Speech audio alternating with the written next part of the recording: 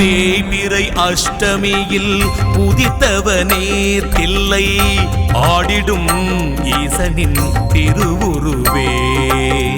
நாய்தனை வாகனமாய் படித்தவனே உன்னை நாடிடும் பக்தரை காப்பவனே.